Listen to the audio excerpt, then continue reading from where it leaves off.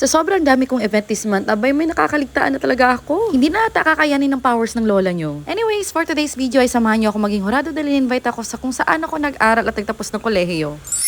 Actually, mga kasana all, nasa reminders ko na to, kaya lang ay wala kasing update a day before sa event, kaya ako na nag-message kung matutuloy pa ba. At laking gulat ko nga nung sinabing tuloy na tuloy po at hindi man lang ako nakapaghanda ng aking masusuot. Tapos galing pa kami simbang gabi at pinapatuloy ko pa yung mga dapat kong gawin, so kaya nga yung lola nyo wala pang tulog. At dahil alanganin na nga sa oras ay talagang hindi na ako naligo, nagilamos na lang ako, naglinis na aking kilikilit, yung private area of course, na syempre hindi nyo makikita dahil hindi ko papakita. Oh, may tatahulan namang basher dito. Well, kung bago ka pa lang sa vlog ko, welcome to my vlog.